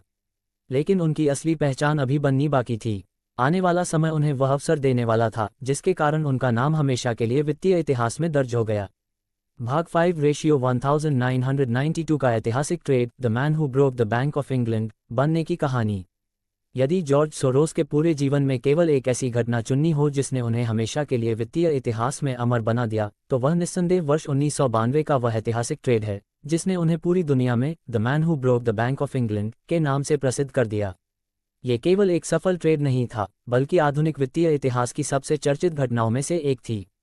इस एक निर्णय ने न केवल जॉर्ज सोरोस को लगभग $1 अरब अमेरिकी डॉलर का लाभ दिलाया, बल्कि दुनिया को यह भी दिखा दिया कि यदि किसी निवेशक के पास गहरी समझ, सही विश्लेषण और जोखिम उठाने का साहस हो, तो वह बड़े से बड़े केंद्रीय बैंक को भी चुनौती दे सकता है। लेकिन इस कहानी को समझने के लिए सबसे पहले ये जानना आवश्यक है कि उस समय यूरोप की आर्थिक स्थिति क्या थी। 1990 के दशक की शुरुआत में यूरोप के कई देश अपनी मुद्राओं को स्थिर रखने का प्रयास कर रहे थे। इसके लिए उन्होंने एक व्यवस्था बनाई थी जिसे यूरोपियन एक्सचेंज रेट मैकेनिज्म कहा जाता था। इस व्यवस्था का उद्देश्य ये था कि सदस्य देशों की मुद्राएं एक निश्चित सीमा के भीतर ही ऊपर नीचे हों, ताकि यूरोप में आर्थिक स्थिरता बनी रहे और भविष्य में एक साझा मुद्रा अपनाने का मार्ग आसान हो सके। उस समय ब्रिटेन भी इस व्यवस्था का हिस्सा था। इसका अर्थ ये था कि ब्रिटिश पाउंड को एक निश्चित विनिमय दर के आसपास बनाए रखना बैंक ऑफ इंग्लैंड की जिम्मेदारी थी। यदि पाउंड बहुत अधिक कमजोर होता तो बैंक ऑफ इंग्लैंड उसे सहारा देने के लिए विदेशी मुद्रा बाजार में पाउंड खरीदता और ब्याज दरें बढ़ाता। सरकार और केंद्रीय बैंक का विश्वास था कि इस नीति से पाउंड स्थिर रहेगा। लेकिन जॉर्ज सोरोस इस पूरी व्यवस्था को बहुत अलग नज़र से देख रहे थे। उन्होंने यूरोप की आर्थिक स्थिति का महीनों तक गहराई से अध्ययन किया। उन्होंने देखा कि ब्रिटेन की अर्थव्यवस्था उस समय कमजोर पड़ रही थी। देश में आर्थिक विकास धीमा था, बेरोजगारी बढ़ रही थी और उद्योगों पर दबाव था। दूसरी ओर ब्रिटेन को अम में बने रहने के लिए ऊंची ब्याज दरें बनाए रखनी पड़ रही थीं, जबकि उसकी अर्थव्यवस्था को वास्तव में कम ब्याज दरों की आवश्यकता थी। सोरोस ने यह निष्कर्ष निकाला कि ब्रिटिश सरकार और बैंक ऑफ इंग्लैंड लंबे समय तक इस स्थिति को संभाल नहीं पाएंगे। उनके अनुसार पाउंड की वास्तविक कीमत बाजार में उससे कम होनी चाहिए थी, लेकिन सरकार कृत्रिम रूप से उसे मजबूत बनाए रखने की कोशिश कर रही थी। उन्होंने समझ लिया कि यह स्थिति हमेशा नहीं चल सकती। यही वह क्षण था जहां उनकी प्रसिद्ध रिफ्लेक्सिविटी थियरी भी काम कर रही थी। वे जानते थे कि यदि बाजार का विश्वास सरकार से हट गया तो लोग बड़ी मात्रा में पाउंड बेचना शुरू कर देंगे। जितने अधिक लोग पाउंड बेचेंगे, उतना ही बैंक ऑफ इंग्लैंड पर दबाव बढ़ेगा, और यदि केंद्रीय बैंक इस दबाव को नहीं संभाल पाया तो उसे अंततः हार माननी पड़ेगी। इस विश्लेषण के आधार पर जॉर्ज सोरोस ने अपने क्वांटम फंड के माध्यम से एक ऐसा निर्णय लिया जिसे उस समय अत्यंत साहसिक माना गया। उन्होंने भारी मात्रा में ब्रिटिश पाउंड उधार लेकर उसे तुरंत बाजार में बेच दिया। इस रणनीति को शॉर्ट सेलिंग कहा जाता है। इसका अर्थ सरल भाषा में समझें तो सोरोस ने यह दांव लगाया कि भविष्य में पाउंड की कीमत गिर जाएगी। यदि ऐसा होता तो वे बाद में सस्ते दाम पर पाउंड खरीदकर उधार लौटाते और बीच का अंतर उनका लाभ बन जाता। लेकिन ये कोई छोटा निवेश नहीं था। सोरोस ने लगभग $10 अरब मूल्य के पाउंड के विरुद्ध पोजीशन बनाई। उस समय ये दुनिया के सबसे बड़े सट्टेबाजी दावों में से एक था। कई लोगों को लगा कि वे बहुत बड़ा जोखिम उठा रहे हैं।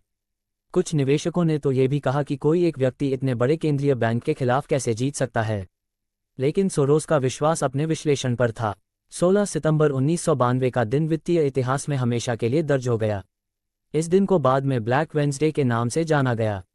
सुबह से ही विदेशी मुद्रा बाजार में भारी मात्रा में पाउंड की बिकवाली शुरू हो गई। दुनिया भर के निवेशक पाउंड बेच रहे थे। बैंक ऑफ इंग्लैंड ने स्थिति संभालने के लिए अरबों पाउंड बाजार से खरीदने शुरू किए ताकि उसकी कीमत गिरने से रोकी जा सके। साथ ही सरकार ने ब्याज दरें बढ़ाने की घोषणा भी की ताकि लोग पाउंड खरीदने के लिए आकर्षित हों। पहले ब्याज दरें बढ़ाई गईं, फिर उन्हें और बढ़ाने की घोषणा की गई, लेकिन इसके बावजूद बाजार का विश्वास वापस नहीं आया। जितना अधिक केंद्रीय बैंक पाउंड खरीदता, उतना ही अधिक लोग उसे बेचने लगते। यह एक ऐसी लड़ाई बन चुकी थी जिसमें एक ओर पूरी ब्रिटिश सरकार और उसका केंद्रीय बैंक था और दूसरी ओर वैश्विक वित्तीय बाजार। जॉर्ज सोरोस लगातार स्थिति पर नजर रखे हुए थे। उन्होंने देखा कि उनका विश्लेषण सही साबित हो रहा है। बैंक ऑफ इंग्लैंड अपनी पूरी ताकत लगाने के बावजूद पाउंड को बचाने में सफल नहीं हो पा रहा था।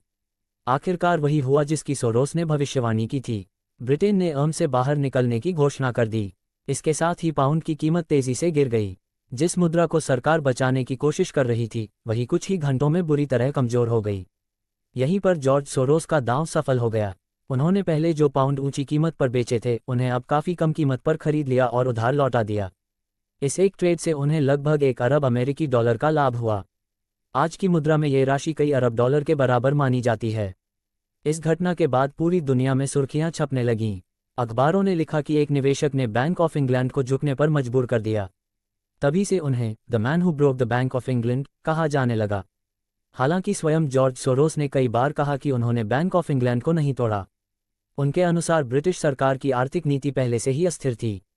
उन्होंने केवल उस वास्तविकता को पहचाना जिसे अधिकांश लोग देखने में असफल रहे थे। उनका मानना था कि यदि कोई व्यवस्था आर्थिक रूप से टिकाऊ नहीं है, तो वह देर सबेर टूटेगी ही। इस ट्रेड ने उन्हें केवल आर्थिक लाभ ही नहीं दिया, बल्कि उनकी प्रतिष्ठा भी कई गुना बढ़ा दी। अब दुनिया भर के निवेशक उनकी हर गतिविधि पर नजर रखने लगे। मीडिया उन्हें वित्तीय दुनिया का सबसे प्रभावशाली निवेशक कहने लगा। बड़े बड़े केंद्रीय बैंक भी उनके विचारों को गंभीरता से लेने लगे। लेकिन इस सफलता के साथ आलोचना भी बढ़ी।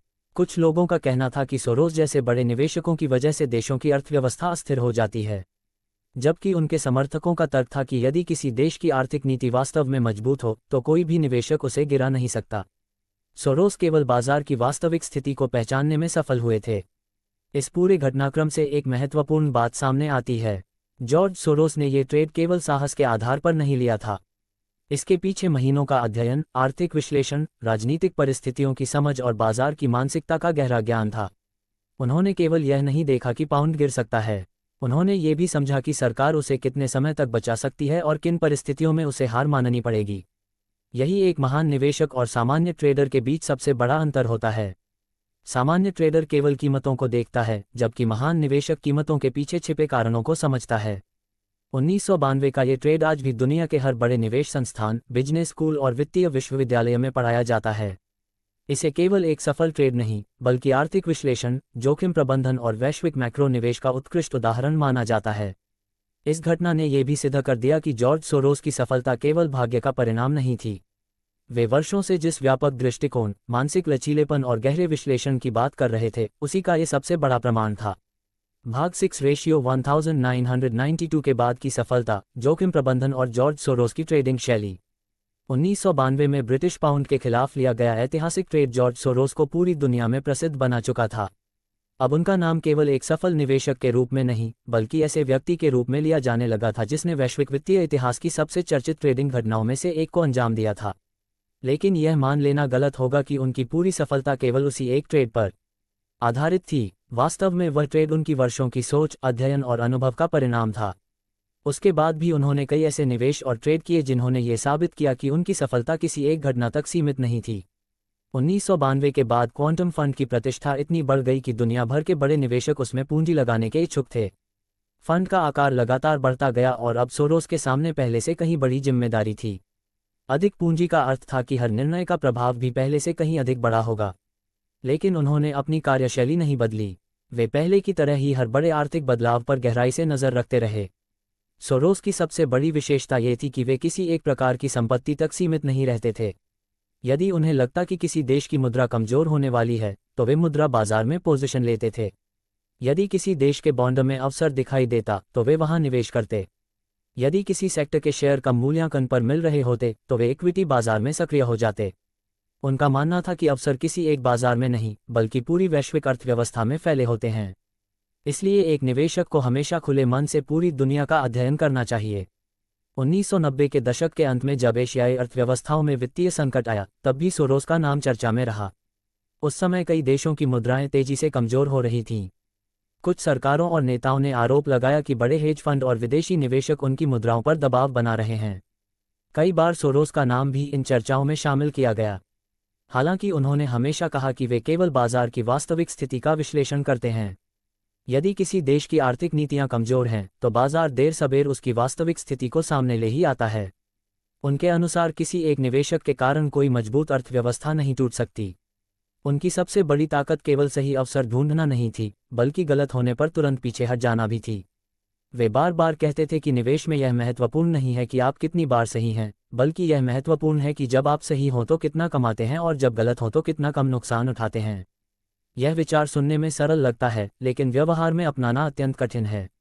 अधिकांश लोग नुकसान को स्वीकार नहीं करना चाहते। वे सोचते रहते हैं कि शायद बाजार वापस लौट आएगा। धीरे धीरे छोटा नुकसान बड़ा हो जाता है। लेकिन सोरोस का दृष्टिकोण बिल्कुल अलग था।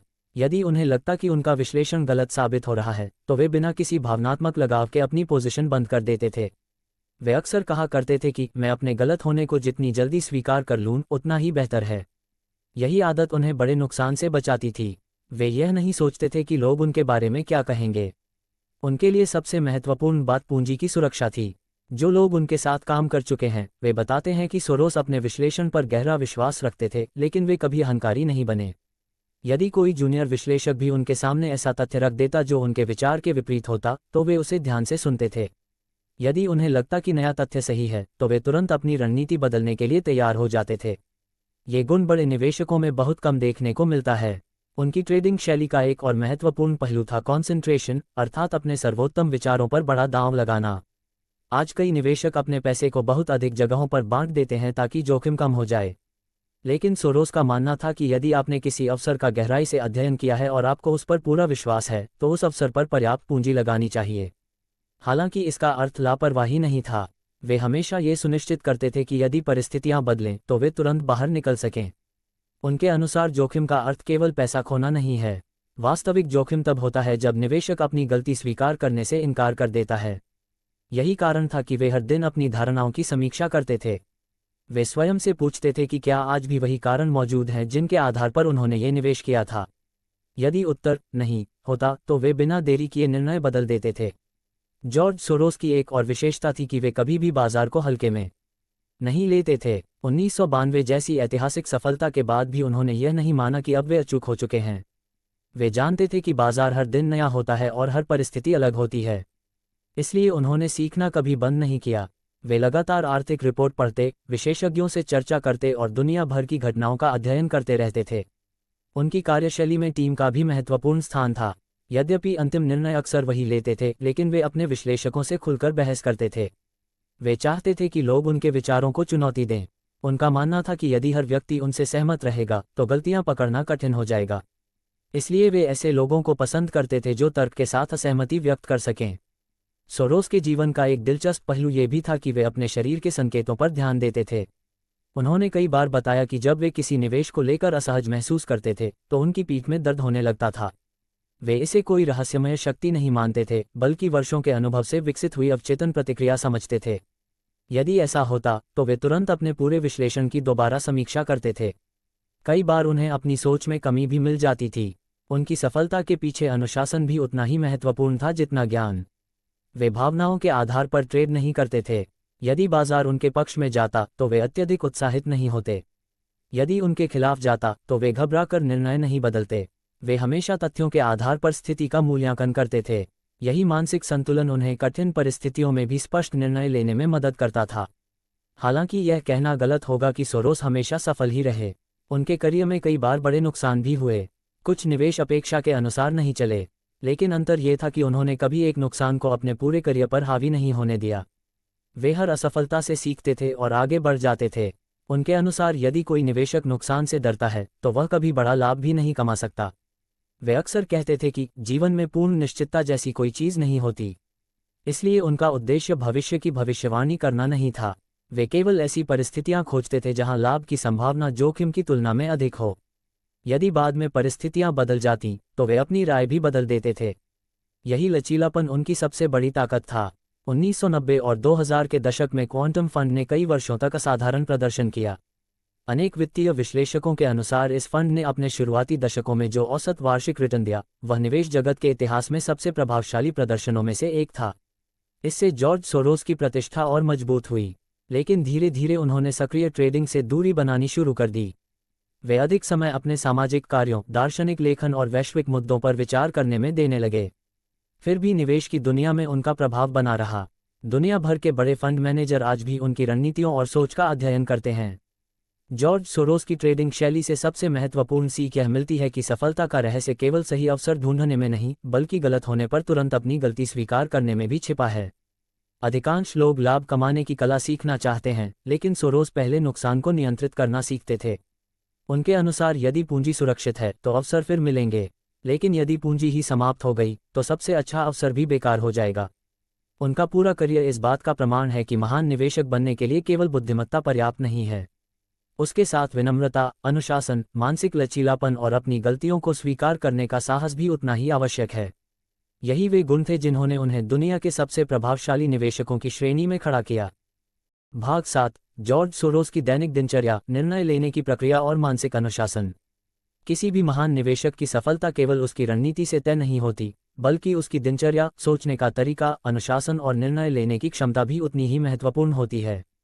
जॉर्ज सोरोस के बारे में भी अक्सर लोगों का पहला प्रश्न यही होता है कि वे अपने दिन की शुरुआत कैसे करते थे, वे इतना बड़ा जोखिम लेने का साहस कहां से लाते थे और करोड़ों अरबों डॉलर के फैसले लेते समय उनके मन में क्या चलता था।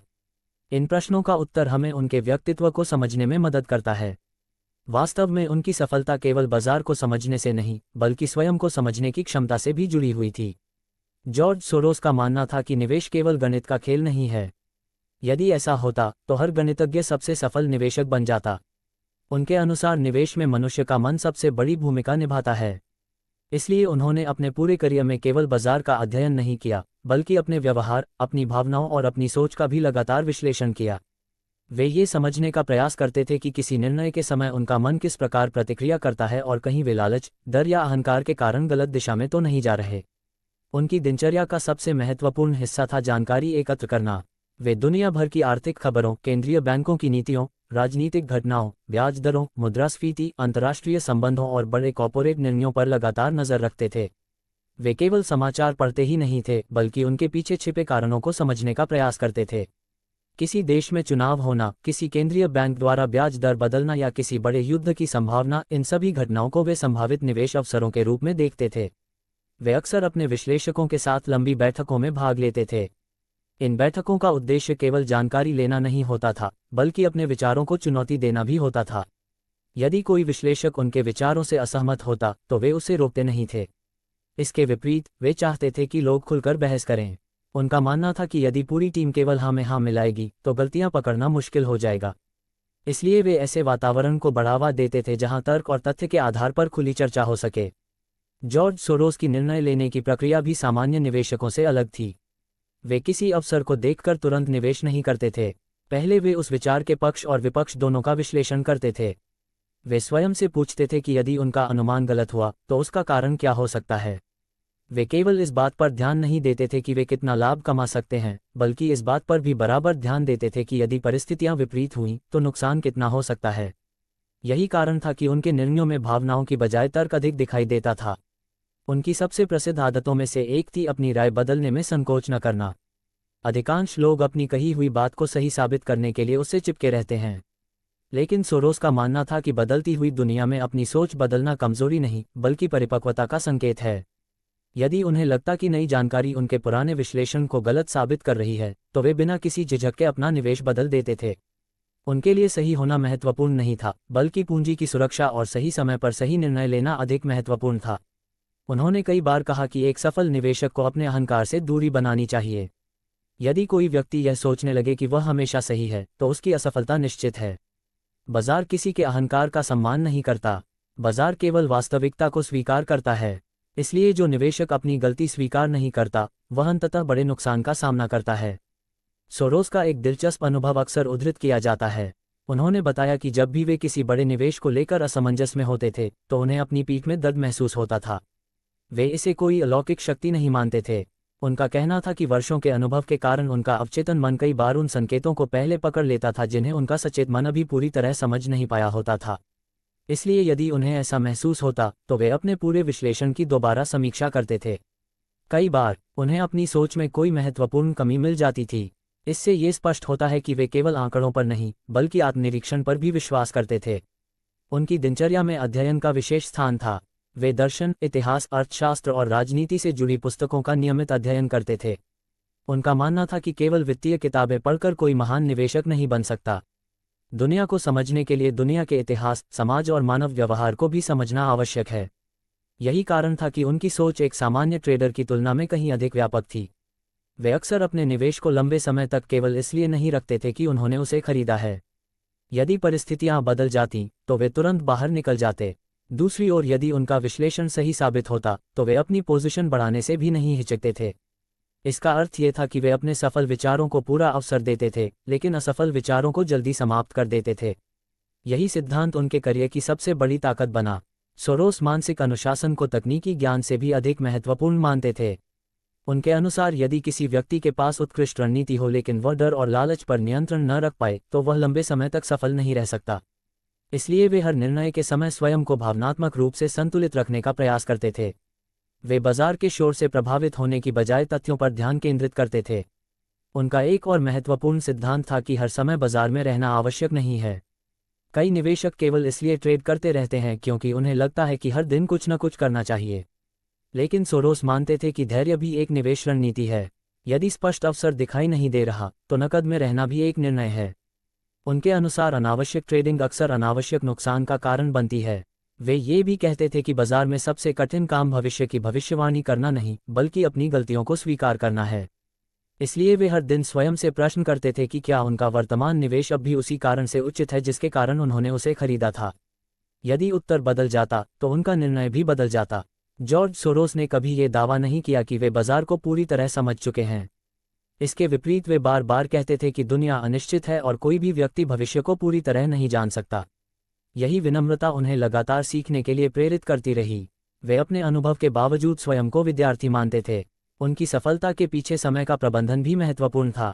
वे अपने दिन का बड़ा हिस्सा सोचने, पढ़ने और विश्लेषण करने में बिताते थे। वे केवल स्क्रीन पर कीमतें देखने वाले ट्रेडर नहीं थे। वे समझते थे कि स्क्रीन पर दिखाई देने वाली कीमतें केवल परिणाम हैं, जबकि वास्तविक कारण दुनिया की अर्थव्यवस्था, राजनीति और मानव मनोविज्ञान में छिपे होते हैं। यदि उनके पूरे व्यक्तित्व को एक वाक्य में समझाना हो तो कहा जा सकता है कि वे पहले विचारक थे और बाद में निवेशक। उन्होंने निवेश को केवल पैसा कमाने का माध्यम नहीं माना बल्कि दुनिया को समझने की एक प्रक्रिया के रूप में देखा। यही कारण है कि उनकी रणनीतियां आज भी बिजनेस स्कूलों, निवेश संस्थानों और हेज फंडों में अध्ययन का विषय हैं। जॉर्ज सोरोस की दिनचर्या हमें ये सिखाती है कि सफलता केवल अधिक मेहनत करने से नहीं मिलती बल्कि सही दिशा में सोचने, लगातार सीखने, अपनी गलतियों को स्वीकार करने और मानसिक अनुशासन बनाए रखने से मिलती है। बाजार में टिके रहने के लिए ज्ञान आवश्यक है, लेकिन ज्ञान से भी अधिक आवश्यक है विनम्रता और स्वयं को बदलने की क्षमता। यही वे गुण थे जिन्होंने उन्हें कई दशकों तक दुनिया के सबसे प्रभावशाली निवेशकों में बनाए रखा। भाग 8, विवाद, आलोचनाएं, समाज सेवा और ओपन सोसाइटी फाउंडेशंस की कहानी। किसी भी ऐसे व्यक्ति का जीवन जिसने असाधारण सफलता प्राप्त की हो और वैश्विक स्तर पर प्रभाव डाला हो केवल उपलब्धियों तक सीमित नहीं रहता। उसके साथ प्रशंसा भी जुड़ती है और आलोचना भी। जॉर्ज सोरोस का जीवन भी इसका सबसे बड़ा उदाहरण है। एक ओर उन्हें आधुनिक वित्तीय इतिहास के सबसे सफल निवेशकों में गिना जाता है, वहीं दूसरी ओर वे कई राजनीतिक और सामाजिक विवादों के केंद्र में भी रहे हैं। उनके समर्थक उन्हें स्वतंत्र समाज, शिक्षा और मानवाधिकारों का बड़ा समर्थक मानते हैं, जबकि उनके आलोचक कई बार उन पर विभिन्न देशों की राजनीति और अर्थव्यवस्था को प्रभावित करने के आरोप लगाते रहे हैं। इन दोनों पक्षों को समझे बिना जॉर्ज सोरोस के जीवन को पूरी तरह समझना संभव नहीं है। 1992 में ब्रिटिश पाउंड के खिलाफ ऐतिहासिक ट्रेड के बाद जॉर्ज सोरोस का नाम पूरी दुनिया में प्रसिद्ध हो चुका था। अब वे केवल एक सफल निवेशक नहीं रहे थे, बल्कि वैश्विक वित्तीय व्यवस्था पर प्रभाव डालने वाले व्यक्ति के रूप में देखे जाने लगे थे। उनकी हर टिप्पणी, हर निवेश और हर सार्वजनिक वक्तव्य पर दुनिया की नज़र रहने लगी। यही वह समय था जब उनके समर्थकों और आलोचकों की संख्या भी तेजी से बढ़ने लगी।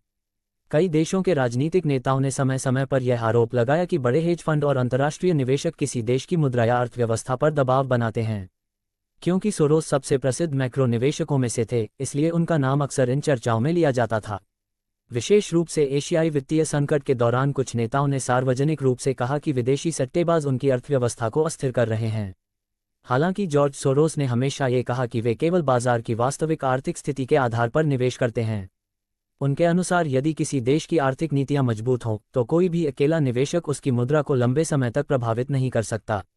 सोरोस का मानना था कि वित्तीय बाजार सरकारों की गलत नीतियों को लंबे समय तक छिपाकर नहीं रख सकते। यदि किसी देश की मुद्रा कृत्रिम रूप से मजबूत रखी जा रही है या अर्थव्यवस्था वास्तविकता से अलग दिखाई जा रही है तो बाजार अंततः उस असंतुलन को सामने ले आता है। उनके अनुसार निवेशक उस प्रक्रिया का कारण नहीं होते बल्कि केवल उसका हिस्सा बनते हैं। लेकिन जॉर्ज सोरोस का प्रभाव केवल निवेश तक सीमित नहीं रहा। जैसे जैसे उनकी संपत्ति बढ़ती गई उन्होंने समाज सेवा और सार्वजनिक जीवन में भी बड़ी भूमिका निभानी शुरू कर दी। उनका मानना था कि धन का उद्देश्य केवल व्यक्तिगत संपत्ति बढ़ाना नहीं होना चाहिए।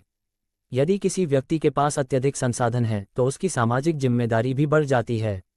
इसी सोच के साथ उन्होंने 1970 के दशक के अंत और विशेष रूप से 1980 के दशक से विभिन्न सामाजिक और शैक्षणिक परियोजनाओं में निवेश करना शुरू किया। बाद में उन्होंने ओपन सोसाइटी फाउंडेशंस की स्थापना की, जो आज दुनिया के सबसे बड़े परोपकारी संगठनों में से एक माना जाता है। इस संस्था का नाम उन्हें उनके गुरु कार्ल पॉपर के ओपन सोसाइटी के विचार से मिला। कार्ल पॉपर का मानना था कि एक स्वस्थ समाज वही होता है जहां लोगों को स्वतंत्र रूप से सोचने, प्रश्न पूछने, अपनी राय रखने और सरकार की आलोचना करने का अधिकार हो। जॉर्ज सोरोस इन विचारों से गहराई से प्रभावित थे और उन्होंने अपनी संस्था के माध्यम से इन्हें व्यावहारिक रूप देने का प्रयास किया। ओपन सोसाइटी फाउंडेशंस ने दुनिया के अनेक देशों में शिक्षा, स्वास्थ्य, न्याय व्यवस्था, मानवाधिकार, स्वतंत्र मीडिया, शोध, लोकतांत्रिक संस्थाओं और सामाजिक विकास से जुड़ी हजारों परियोजनाओं को आर्थिक सहायता प्रदान की। इस संस्था ने विश्वविद्यालयों, शोध संस्थानों, छात्रवृत्तियों और नागरिक संगठनों को भी सहयोग दिया। विशेष रूप से उन देशों में जहां लोकतांत्रिक संस्थाएं कमजोर थीं या शिक्षा के अवसर सीमित थे, इस संस्था ने महत्वपूर्ण भूमिका निभाई। जॉर्ज सोरोस का मानना था कि शिक्षा किसी भी समाज को बदलने का सबसे प्रभावी माध्यम है। इसलिए उन्होंने अनेक छात्रों को छात्रवृत्तियां उपलब्ध कराईं, विश्वविद्यालयों की स्थापना में सहयोग दिया और स्वतंत्र शोध को प्रोत्साहित किया। उनका विश्वास था कि यदि लोगों को बेहतर शिक्षा और स्वतंत्र सोच का अवसर मिलेगा तो समाज स्वयं अधिक मजबूत और न्यायपूर्ण बनेगा। हालांकि यही कार्य कई देशों में विवाद का कारण भी बना। कुछ सरकारों ने आरोप लगाया कि उनकी संस्था सामाजिक संगठनों के माध्यम से राजनीतिक प्रभाव बढ़ाने का प्रयास करती है। कई देशों में ओपन सोसाइटी फाउंडेशंस की गतिविधियों पर प्रतिबंध भी लगाए गए या उन्हें सीमित किया गया।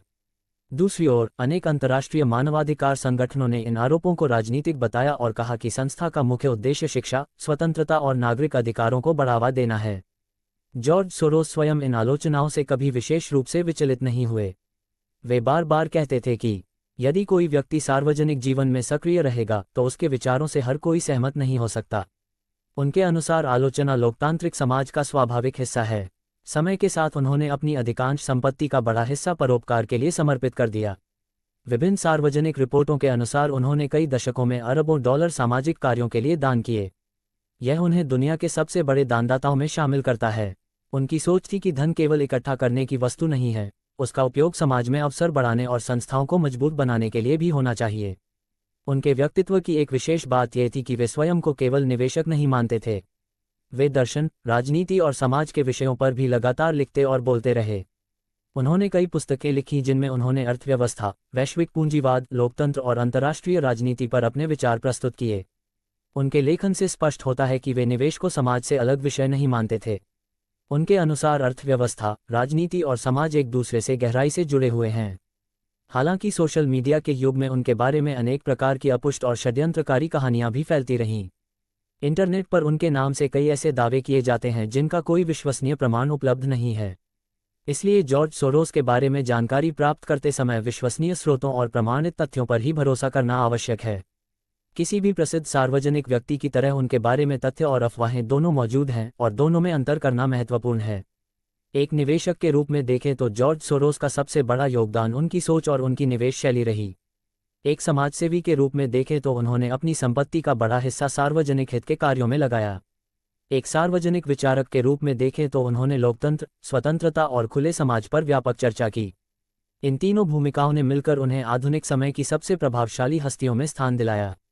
उनके जीवन का ये पक्ष हमें एक और महत्वपूर्ण सीख देता है। आर्थिक सफलता और सामाजिक जिम्मेदारी एक दूसरे के विरोधी नहीं हैं। यदि कोई व्यक्ति संसाधन अर्जित करता है तो उसके पास समाज में सकारात्मक परिवर्तन लाने का अवसर भी होता है। यह आवश्यक नहीं कि हर कोई सोरोस की सभी बातों से सहमत हो, लेकिन यह निर्विवाद है कि उन्होंने निवेश की दुनिया से बाहर भी वैश्विक स्तर पर महत्वपूर्ण प्रभाव डाला। आज जॉर्ज सोरोस को लेकर अलग अलग लोगों की अलग अलग राय हो सकती है। कोई उन्हें महान निवेशक मानता है, कोई उन्हें प्रभावशाली परोपकारी, तो कोई उनके राजनीतिक विचारों की आलोचना करता है। लेकिन एक तथ्य लगभग सभी स्वीकार करते हैं कि उन्होंने वित्तीय दुनिया, वैश्विक अर्थव्यवस्था और सार्वजनिक जीवन पर गहरी छाप छोड़ी है। यही कारण है कि उनका नाम केवल निवेश की पुस्तकों में ही नहीं, बल्कि आधुनिक इतिहास और राजनीति की चर्चाओं में भी बार बार सामने आता है। भाग 9। जॉर्ज सोरोस से मिलने वाली सबसे महत्वपूर्ण ट्रेडिंग और निवेश की सीख। यदि जॉर्ज सोरोस के पूरे जीवन का सबसे बड़ा सार निकालना हो, तो वह केवल इतना नहीं होगा कि उन्होंने अरबों डॉलर कमाए या इतिहास का सबसे प्रसिद्ध मुद्रा व्यापार किया। उनकी सबसे बड़ी विरासत उनकी सोच है। उन्होंने दुनिया को ये सिखाया कि शेयर बाजार में सफलता केवल सही शेयर चुनने से नहीं मिलती, बल्कि सही सोच, सही अनुशासन और सही समय पर सही निर्णय लेने से मिलती है। यही कारण है कि आज भी दुनिया के बड़े निवेश संस्थानों, बिजनेस स्कूलों और हेज फंडों में उनकी निवेश शैली का अध्ययन किया जाता है। उनके जीवन से मिलने वाली सीख केवल ट्रेडरों के लिए ही नहीं, बल्कि हर उस व्यक्ति के लिए उपयोगी है जो निर्णय लेना सीखना चाहता है। जॉर्ज सोरोस हमेशा कहते थे कि बाजार में सबसे खतरनाक चीज़ अज्ञानता नहीं, बल्कि यह विश्वास है कि आप कभी गलत नहीं हो सकते। उनका मानना था कि हर निवेशक गलती करता है। फर्क केवल इतना होता है कि कुछ लोग अपनी गलती जल्दी स्वीकार कर लेते हैं और कुछ लोग उसे स्वीकार करने में बहुत देर कर देते हैं। यही देर कई बार छोटे नुकसान को बड़े नुकसान में बदल देती है। इसलिए उन्होंने हमेशा अपनी गलतियों को स्वीकार करने की आदत विकसित की। वे अपने निर्णयों से भावनात्मक रूप से नहीं जुड़ते थे। यदि कोई नया तथ्य सामने आता और उनका पुराना विश्लेषण गलत साबित होता, तो वे बिना किसी संकोच के अपनी पोजीशन बदल देते थे। उनकी दूसरी सबसे बड़ी सीख थी कि नुकसान को छोटा रखो और लाभ को बढ़ने दो। अधिकांश नए ट्रेडर इसका ठीक उल्टा करते हैं। वे थोड़ा सा लाभ होते ही ट्रेड बंद कर देते हैं, लेकिन नुकसान वाले ट्रेड को इस उम्मीद में पकड़े रहते हैं कि शायद एक दिन कीमत वापस आ जाएगी। सोरोस इस सोच को सबसे बड़ी गलती मानते थे। उनके अनुसार यदि कोई ट्रेड आपके विश्लेषण के विपरीत जा रहा है, तो उसे समय रहते स्वीकार कर लेना ही बुद्धिमानी है। लेकिन यदि आपका विश्लेषण सही साबित हो रहा है, तो जल्दबाजी में लाभ बुक नहीं करना चाहिए। सोरोस का एक प्रसिद्ध विचार था कि सफलता का रहस्य हर बार सही होना नहीं है। वे खुले तौर पर स्वीकार करते थे कि वे भी कई बार गलत होते थे, लेकिन जब वे सही होते थे तो उनका लाभ इतना बड़ा होता था कि वह कई छोटे नुकसान की भरपाई कर देता था। यही कारण था कि उनका कुल प्रदर्शन वर्षों तक शानदार बना रहा। ये सिद्धांत आज भी आधुनिक जोखिम प्रबंधन का एक महत्वपूर्ण आधार माना जाता है। उन्होंने ये भी सिखाया कि बाजार को केवल चार्ट या केवल समाचारों के आधार पर नहीं समझा जा सकता।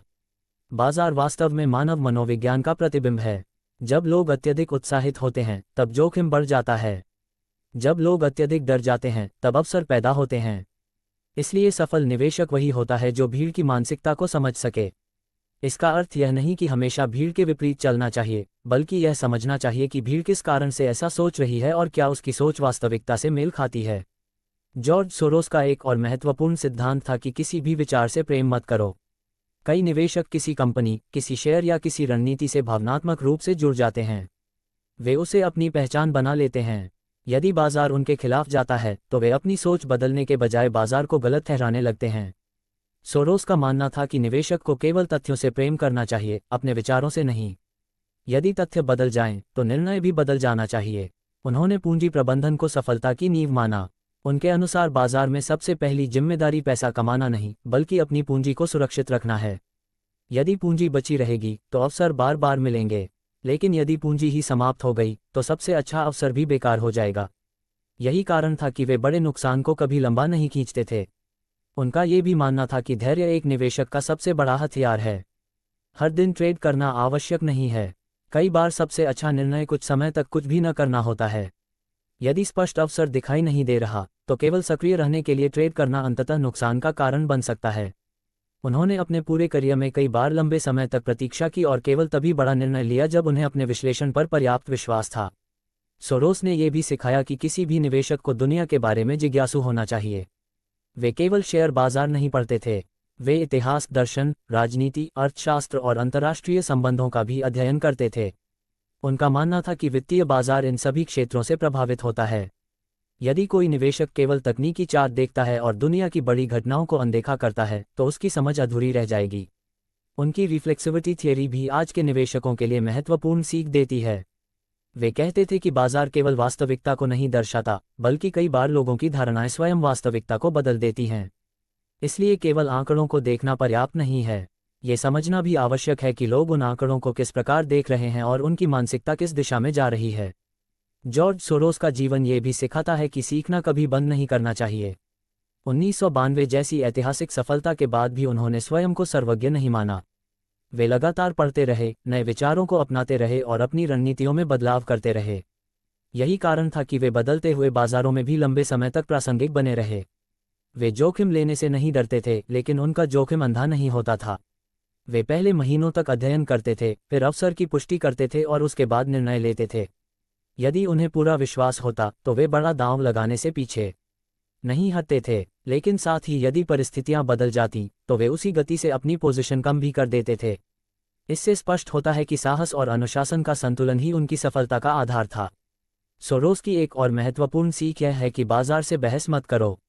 यदि आपका विश्लेषण गलत साबित हो रहा है तो पहले यह मत सोचिए कि बाजार गलत है। पहले ये सोचिए कि कहीं आपकी धारणा तो गलत नहीं थी। विनम्रता ही लंबे समय तक टिके रहने का सबसे बड़ा गुण है। आज यदि कोई नया ट्रेडर जॉर्ज सोरोस से केवल 5 बातें सीखे तो उसका ट्रेडिंग जीवन पहले से कहीं बेहतर हो सकता है। पहली, अपनी गलती जल्दी स्वीकार करो। दूसरी, नुकसान को कभी बढ़ने मत दो। तीसरी, जब अवसर वास्तव में मजबूत हो तभी बड़ा निर्णय लो। चौथी, लगातार सीखते रहो और अपनी सोच बदलने के लिए तैयार रहो। पांचवीं, बाजार को केवल चार्ट नहीं बल्कि मानव मनोविज्ञान और वैश्विक अर्थव्यवस्था के साथ समझो। इन सिद्धांतों ने जॉर्ज सोरोस को केवल एक सफल ट्रेडर नहीं बनाया, बल्कि एक ऐसे विचारक के रूप में स्थापित किया जिसकी बातें आज भी दुनिया के बड़े निवेशकों के लिए प्रेरणा हैं। उनकी सबसे बड़ी उपलब्धि केवल धन नहीं थी, बल्कि वह सोच थी जिसने निवेश को देखने का तरीका बदल दिया। भाग 10, भारतीय ट्रेडर्स के लिए सीख, विरासत और अंतिम निष्कर्ष। जब हम जॉर्ज सोरोस के पूरे जीवन और उनकी ट्रेडिंग यात्रा को देखते हैं तो ये स्पष्ट हो जाता है कि उनकी कहानी केवल एक सफल निवेशक की कहानी नहीं है, बल्कि यह समझने की कहानी है कि वित्तीय बाजार वास्तव में कैसे काम करता है। उन्होंने ये साबित किया कि बाजार केवल संख्याओं और चार्ट का खेल नहीं है, बल्कि यह मानव मनोविज्ञान, उम्मीदों, डर, लालच और वैश्विक घटनाओं का जटिल मिश्रण है। उनकी सोच आज भी दुनिया भर के निवेशकों, विशेषकर भारतीय ट्रेडर्स के लिए बहुत महत्वपूर्ण है। भारतीय शेयर बाजार और ट्रेडिंग सिस्टम आज बहुत विकसित हो चुका है, लेकिन कई नए ट्रेडर्स आज भी वही गलतियां करते हैं जो दुनिया भर के शुरुआती निवेशक करते हैं, जैसे बिना योजना के ट्रेड करना, नुकसान को पकड़कर रखना और भावनाओं के आधार पर निर्णय लेना। सोरोस की सबसे बड़ी सीख यही है कि ट्रेडिंग में भावनाएं सबसे बड़ा दुश्मन होती हैं। यदि कोई ट्रेडर डर और लालच पर नियंत्रण नहीं कर सकता तो वह लंबे समय तक सफल नहीं हो सकता। भारतीय ट्रेडर्स के लिए सोरोस की पहली बड़ी सीख यह है कि बड़े लाभ से पहले छोटे नुकसान को नियंत्रित करना सीखो।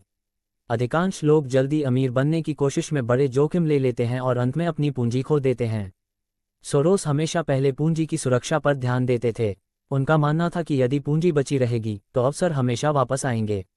दूसरी सीख यह है कि बाजार हमेशा सही नहीं होता, लेकिन उसे चुनौती देने से पहले बहुत गहराई से समझना चाहिए।